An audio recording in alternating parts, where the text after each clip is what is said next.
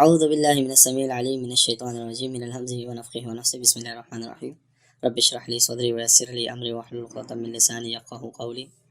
अस्सलामु अलैकुम स्टूडेंट्स। जो ये आपको अभी जो हम टॉपिक पढ़ रहे हैं वो वेक्टर के लिहाज से है। आपको नज़र आ भी रहा है व्हाट इज़ वेक्टर, कि आखिर वेक्टर क्या चीज़ है। तो जैसे इससे पिछली वीडियो में हमने वेक्टर स्केलर के बारे में सीखा था और उम्मीद है आपको समझ आ गया होगा। तो ये जो वेक्टर है, वेक्टर के को अगर हम देखें तो इसमें और स्केलर में अगर आप समझ जाओगे, अभी जब आप समझोगे तो आपको पता चलेगा कि स्केलर और वेक्टर में कुछ ही थोड़ा सा फ़र्क है। हालांकि ये वेक्टर भी, ये जो वेक्टर है ये भी फिज़िकल क्वांटिटी है। स्केलर भी फिज़िकल क्वांटिटी है, वेक्टर भी फिज़िकल क्वांटिटी है, इसमें ऐसी कोई बात नहीं है।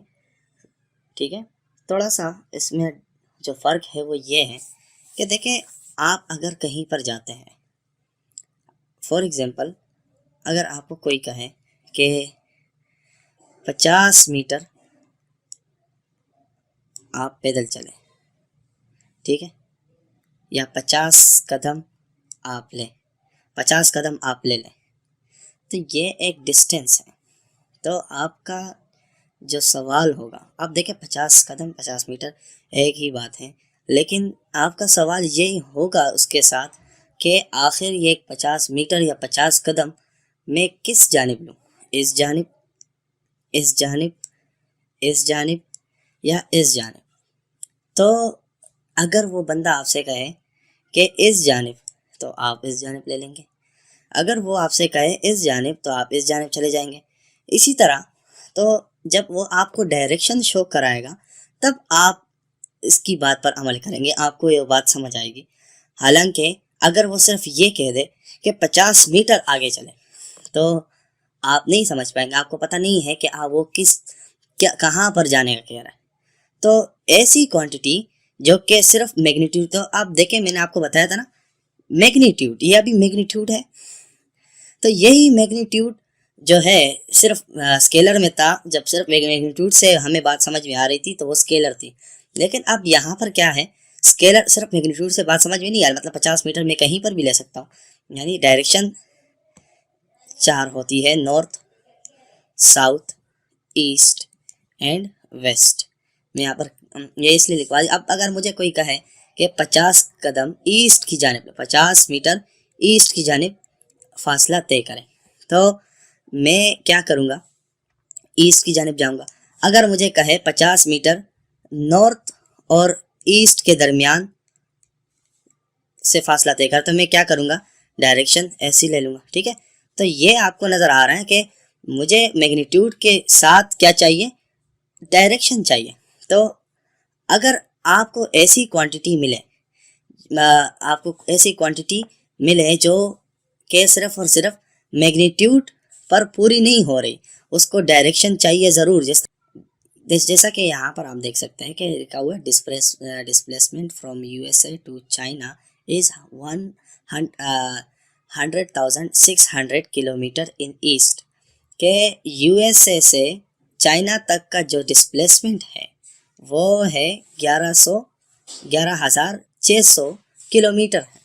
तो देखें, अब किलोमीटर है, लेकिन अगर मैं सिर्फ और सिर्फ ये इसी एग्जांपल के साथ ही देख लूँ कि मैं सिर्फ और सिर्फ मैग्नीट्यूड के, चूँकि मैग्नीट्यूड है ना, देखें नंबर भी है इसका और यूनिट भी है। ठीक है, यूनिट भी है, नंबर भी है। तो अब मैं इन दोनों को सिर्फ ले लूँ तो मुझे इस तरफ यूएसए से इस तरफ भी जा सकता हूँ, यूएसए से इस तरफ भी जा सकता, यानी नॉर्थ पर भी जा सकता हूँ, साउथ पर भी जा सकता हूँ, वेस्ट पर भी जा सकता हूँ, ईस्ट पर भी जा सकता हूँ। लेकिन चूँकि मुझे बात समझ अभी तक नहीं आई है कि कहाँ पर कह रहा है, तो मुझे ये इसने कहा कि इन ईस्ट, यानी ईस्ट की तरफ है। तो मैं ईस्ट की तरफ जब फिर मुझे समझ आएगा क्या कि यूएसए से ईस्ट की जानिब चाइना 11,600 किलोमीटर का फासला यूएसए और चाइना के दरमियान है।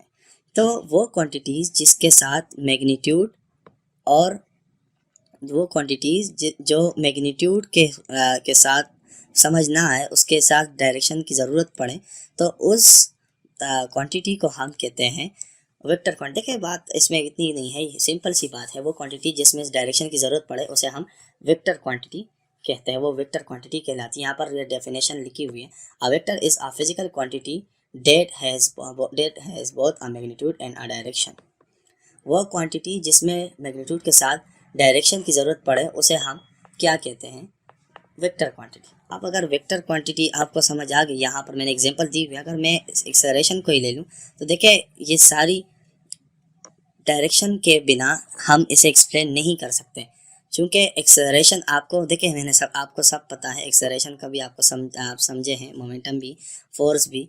फॉर एग्जांपल मैं फोर्स ही को ले लूँ, अगर कोई एक बॉक्स पड़ा हुआ है, ठीक है, और उसे मुझे कोई कहे 5 न्यूटन इस पर फोर्स लगाए, ठीक है, 5 न्यूटन इस पर मैंने फोर्स लगानी है, तो मैं क्या करूँगा, मैं इस जानिब भी इसको फोर्स लगा सकता हूँ, 5 न्यूटन इस जानिब भी लगा सकता हूँ, इस जानिब भी लगा सकता हूँ, इस जानिब भी लगा सकता हूँ। तो मुझे डायरेक्शन क्लियर नहीं है, तो बात मुझे पूरी समझ नहीं आई है। अगर मुझे कहें कि ईस्ट की जानिब लगाओ तो मैं क्या करूँगा, इस जानिब फोर्स लगाऊंगा 5 न्यूटन, ठीक है।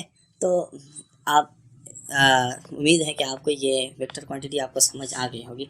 अब हम बात करते हैं इसकी रिप्रेजेंटेशन पर, कि जो एरो आपको नज़र आ रहा है, ये एरो दरअसल मैग्नीट्यूड को मतलब हम क्या करते हैं, फॉर एग्जांपल अगर मुझे कोई कहे कि ईस्ट की जानिब कितना 100 मीटर का फासला है, तो मैं क्या करूँगा, 100 मीटर की लाइन खींचूंगा। या तो ये कर सकता हूँ, लेकिन हम जब ग्राफ में करते हैं, ग्राफ की शक्ल में इस तरह बनाते हैं, तो इसको हम क्या करते हैं, अब 1 मीटर है, अब ये जो 1 मीटर 100 मीटर है, क्योंकि हमारे पास नॉर्मली स्केल जो होता है वो 20 सेंटीमीटर या 15 सेंटीमीटर, या चलो 20 ले लें, 20 सेंटीमीटर का कर लें, तो नॉर्मली यूँ ही स्केल होता है। तो हम कैसे ड्रा करेंगे, तो इसके मैं आपको आसान सी मिसाल दे दूँ कि हम क्या करते हैं, मीटर को सेंटीमीटर में कन्वर्ट करते हैं। कैसे करते हैं, फॉर एग्जांपल आपके पास 20 सेंटीमीटर का स्केल है, तो आप क्या करते हैं, 20 को इससे डिवाइड करते हैं, 21 ज़ा 20, 25 ज़ा 100, तो मेरे पास जो आंसर आया 5।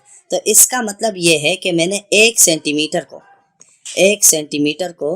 5 मीटर के बराबर लेना है। तो जब 5 मीटर के बराबर मैं लूँगा, तो आपको पता है 5 को 20 से मल्टीप्लाई, चूँकि 20 सेंटीमीटर, 5 को 20 से मल्टीप्लाई करूँगा तो सिंपल सी बात है 100 आ जाएगा। तो ये 1 सेंटीमीटर को मैंने जब 5 मीटर के बराबर किया, तो मेरा जो 20 सेंटीमीटर स्केल है, ठीक है, 20 सेंटीमीटर स्केल है, वो 100 मीटर के बराबर आ गया। तो हम इसे जो ड्रॉ करते हैं वो यूँ करते हैं। अब दूसरी बात, जो इसकी टेल की बात की जाए, ये जो इसका जो ओरिजिन होता है, इसे ओरिजिन कहते हैं, इसे ये टेल कहलाती है। और जो ख़त्म होता है, जो हेड होता है, जो कैप है इसकी, इसको हेड क्या कहा जाता है, ठीक है। ये डायरेक्शन का मतलब, ये डायरेक्शन को हम एंगल से शो करते हैं। फॉर एग्जांपल अगर सिर्फ ईस्ट की जानिब है तो डायरेक्शन यानी एंगल इसका 0 होगा, ठीक है। अगर नॉर्थ और ईस्ट की जानिब है तो इसका एंगल 45 भी हो सकता है, ठीक है। तो ये एंगल, ये जो है ये एंगल को रिप्रेजेंट करता है। दूसरी बात यह है इसकी कि जो हम इसको शो करते हैं, अगर फॉर एग्जांपल मैंने वेक्टर क्वांटिटी लिखनी है, कि अगर ये वेक्टर क्वांटिटी है, इसकी एक और वजह यह है कि हम इसको एक मिनट, हम इसका जो सिंबल होता है, फॉर एग्जांपल मैं वी ले, देखिए ये जो लिखा हुआ है सिंबल, ये सिंबल जैसा है। सिंबल रिप्रेजेंट कैसे करता है, क्योंकि मेन चीज़ सिंबल होती है, सिंबल से हम हर चीज़ सिंबल रिप्रेजेंट करती हैं। तो यहाँ पर क्या, they are also represent by a single capital letter with an arrow above it, यानी हम किसी भी वेक्टर को रिप्रेजेंट करने के लिए जो लेटर इस्तेमाल करते हैं वो कैपिटल लेटर्स होते हैं, जो कि आपको नज़र आ रहे हैं ABP, ठीक है। लेकिन उसके साथ ऊपर एरो लगाते हैं।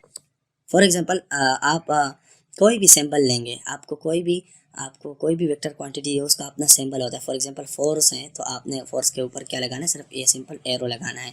अगर आप वेलोसिटी लेना चाहते हैं तो वेलोसिटी पर सिंपल यू सिंबल लगाना है। अगर आपने मोमेंटम लेना है तो P लिखा ऊपर सिंपल सिंबल लगाना है, ठीक है। तो ये है वेक्टर्स की रिप्रेजेंटेशन।